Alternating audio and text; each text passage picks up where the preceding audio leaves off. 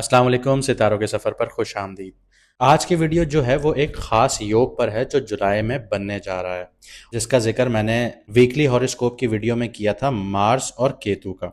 सितारों के सफ़र पे आज मैं आपको बताऊंगा कि आसमान में दो धारी तलवार तैयार हो चुकी है, यानी मार्स और केतु एक ही साइन में है, फायरी साइन में है, यानी कि लियो में है।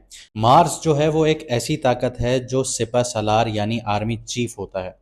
जोश है इसमें, लेकिन कभी कभी ये गुस्सा और जल्दबाजी का सबब बन जाता है, जिससे पूरा सिस्टम कोलैप्स कर सकता है, गिर सकता है।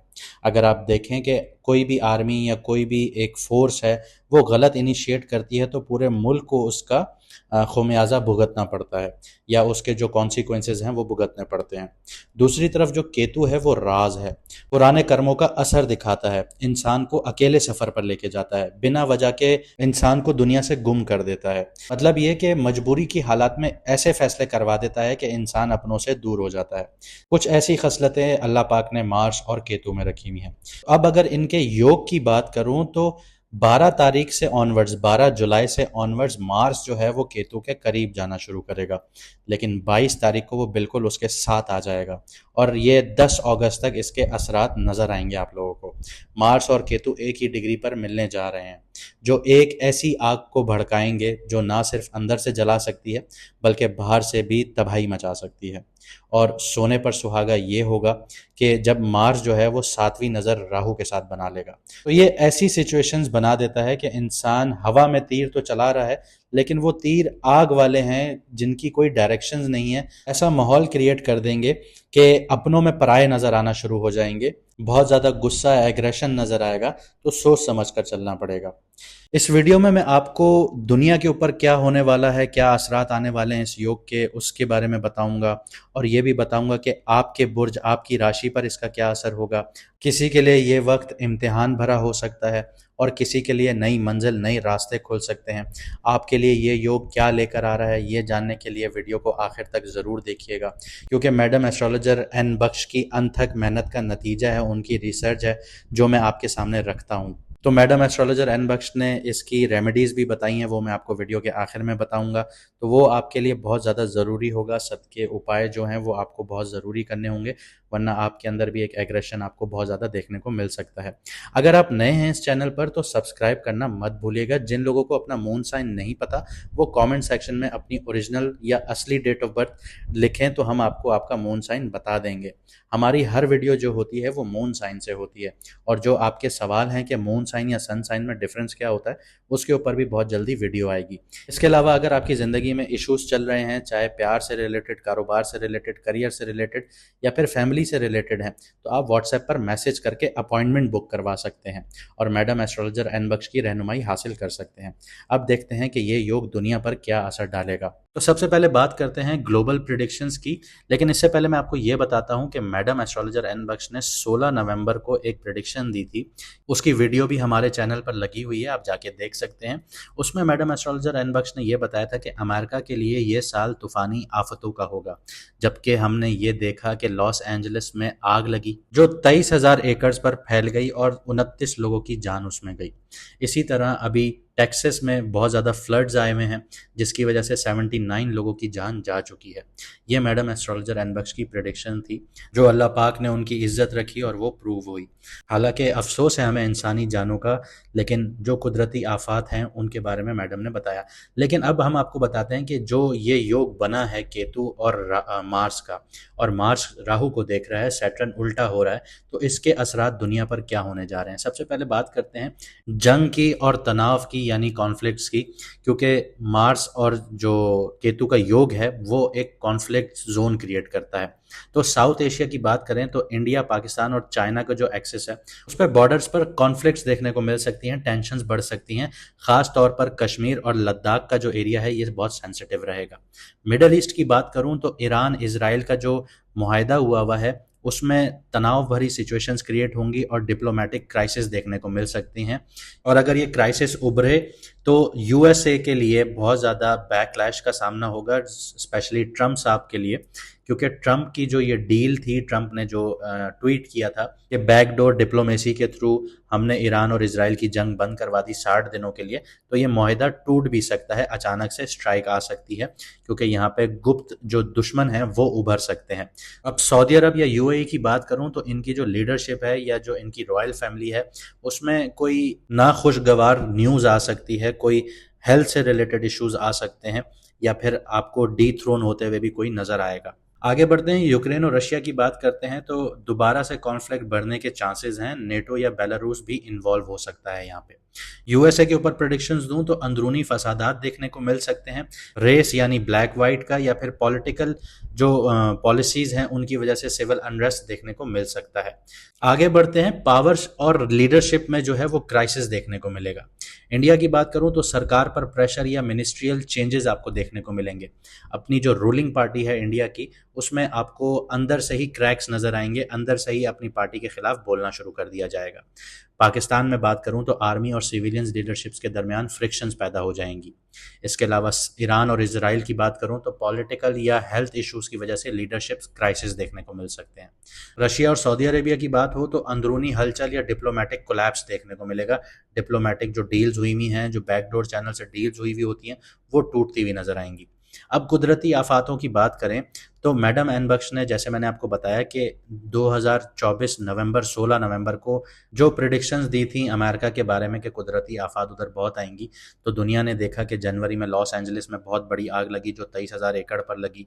इसके अलावा अभी जो करंट में आप वीडियो देख रहे हैं, इसी के साथ साथ आप गूगल पे जाके सर्च कर सकते हैं कि टेक्सास में फ्लड्स आए हुए हैं, जिसकी वजह से 79 लोग अपनी जान से हाथ धो बैठे हैं।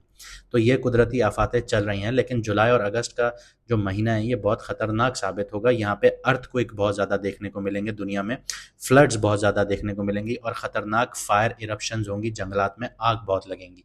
जो इनके अफेक्टेड एरियाज होंगे वो Japan, Nepal, Indonesia, Türkiye, California, Australia, Bangladesh, China, ये सारी कंट्रीज अफेक्ट हो सकती हैं। अब बात करते हैं मार्केट की, मईशत की भी बात कर लेते हैं कि ये जो योग है मईशत पे क्या असर डालेगा। गोल्ड जो है वो फिल वक्त ऊपर जाना शुरू होगा और वो एक बबल बनाना शुरू करेगा, लेकिन जैसे नवंबर आएगा ये गोल्ड एकदम से अपनी करेक्ट पोजीशंस पर आना शुरू होगा, जिसकी वजह से लोगों को बहुत ज़्यादा नुकसान का सामना करना पड़ेगा, क्योंकि गोल्ड का ट्रेंड अभी बहुत ज़्यादा ऊपर जाना शुरू करेगा, जिसकी वजह से लोग बहुत ज़्यादा बाइंग करेंगे। और जैसे ये बबल ब्रस्ट होगा या जो प्राइजेज हैं वो करेक्शन होंगी या गोल्ड डिप लेगा, तो लोगों को बहुत ज़्यादा नुकसान का सामना होगा। सिल्वर की बात करूं तो चांदी का दाम जो है वो ऊपर जाने के इम्कान बहुत हैं, खास तौर पर जुलाई से अक्टूबर तक। अगर मैं एग्रीकल्चर के हिसाब से बात करूं तो ऑयल और व्हीट और जो आपका चावल है इसके दाम बढ़ सकते हैं। क्रिप्टो की बात करूं तो क्रिप्टो में बहुत ज़्यादा उथल पुथल देखने को मिल सकती है। क्रिप्टो से रिलेटेड कोई स्कैंडल सामने आ सकता है, किसी एक्सचेंज को हैक किया जा सकता है, तो लीगल इश्यूज यहाँ पे बहुत ज़्यादा क्रिएट होना शुरू हो जाएंगे, जो इसके बाद एक पूरी रेगुलेटरी के अंडर क्रिप्टो को किया जाएगा। तो ये सारी चीज़ें यहाँ पे डेवलप होना शुरू होगी। अब देखते हैं कि इस योग का आपकी राशि पर क्या असर पड़ रहा है। बात करूंगा अभी कन्या राशि वालों की, यानी कि विर्गो वाले, यानी कि बुर्ज सुमला वालों की। आपके 12th हाउस में मार्स और केतु का योग बना हुआ है, जो कि आपके लिए अभी से ये सारी चीज़ें जो मैं अभी आपको बताने जा रहा हूँ, ये इश्यूज क्रिएट होना शुरू हो रहे होंगे, लेकिन इनका जो पीक टाइम स्टार्ट होगा वो 12 जुलाई से स्टार्ट होगा, लेकिन जो बिल्कुल पीक पर पहुंच जाएगा वो 22 जुलाई को होगा, लेकिन इसके असरात 10 अगस्त तक रहेंगे आपकी ज़िंदगी में। आपकी जो सबसे पहले जो आपको इशू आ रहा होगा वो नींद में आ रहा होगा, आपकी नींद डिस्टर्ब हो रही होगी या रात रात भर आपको नींद ही नहीं आ रही होगी, ऐसे इश्यूज आपके साथ बहुत ज़्यादा होंगे। हॉस्पिटल के चक्कर आपके बहुत ज़्यादा लग रहे होंगे या आगे लग सकते हैं, या हेल्थ आपकी डिस्टर्ब हो सकती है। इसके अलावा फॉरेन से रिलेटेड आपको ट्रॉमा मिल सकता है, दर्द मिल सकता है। अगर आप कारोबार वगैरह फॉरेन में कर रहे हैं तो आपकी ऐसी क्लाइंटेज टूट सकती है जो आपको ट्रॉमा दे सकती है, दर्द दे सकती है, या अगर आपका प्यार फॉरेन में है तो वो भी टूट सकता है, जिसकी वजह से आपको दर्द और दुख मिल सकता है फॉरेन से। सीक्रेट एनिमीज जो हैं वो आपको डैमेज दे सकते हैं, नुकसान पहुंचा सकते हैं, आपके जो छुपे हुए दुश्मन हैं। इसके अलावा जो आपके एक्सपेंसेस हैं वो बहुत ज़्यादा हाई हो सकते हैं। लग्जरी प्रोडक्ट्स में भी आपके एक्सपेंसेस बहुत ज़्यादा हाई हो सकते हैं, या फिर कोई स्पिरिचुअली आपको फ्रॉड कर सकता है, धोखा दे सकता है, आपको दिखाएगा कुछ, बताएगा कुछ और आपसे पैसे ले लेगा और आपको चलता बनाएगा। यहाँ पे आपको पैसे का नुकसान हो सकता है। इसके अलावा आपको आइसोलेशन का भी आप लोग शिकार हो सकते हैं। आपके अंदर एक गिल्ट पैदा हो सकता है, डिप्रेशन में भी आप लोग जा सकते हैं।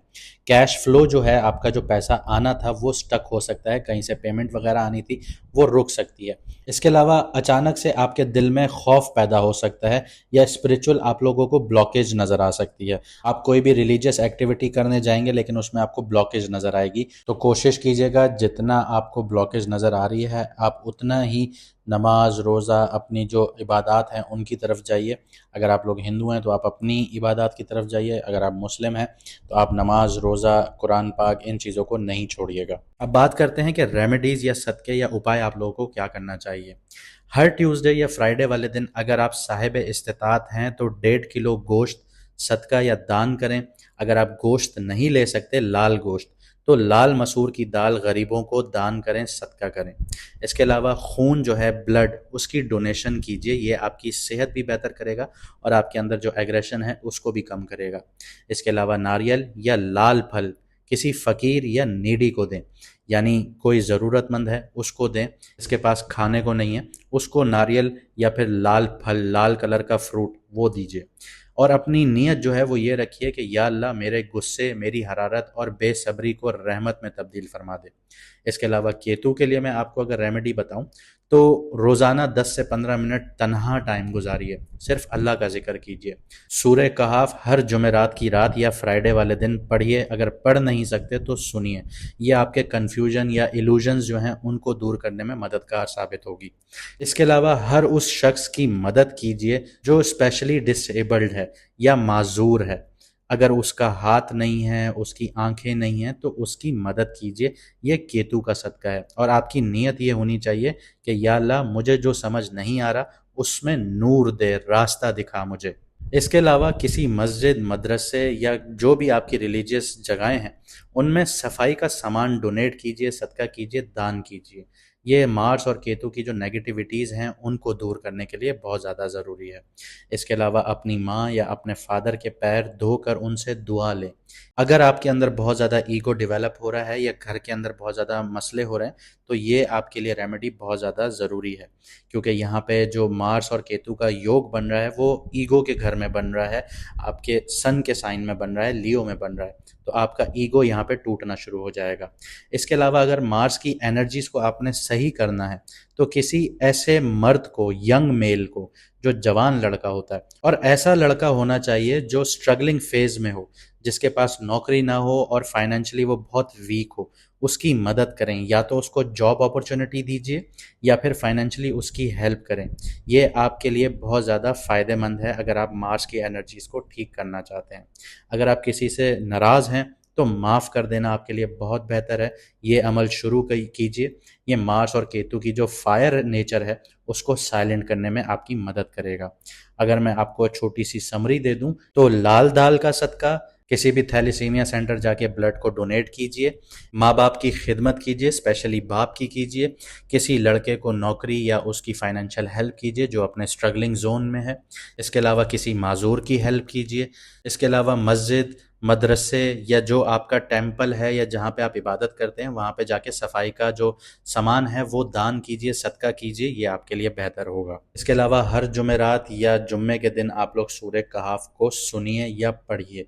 ये आपके लिए बेहतरीन है। आपका जो ईगो है वो टूटना शुरू होगा, कंट्रोल होगा, पेरेंट्स की आपको दुआएं मिलेंगी, आपका एंगर मैनेजमेंट है वो सही होना शुरू होगा। किसी स्पेशल चाइल्ड को ज़रूर सपोर्ट कीजिए, ये आपके लिए बहुत ज़्यादा ज़रूरी है।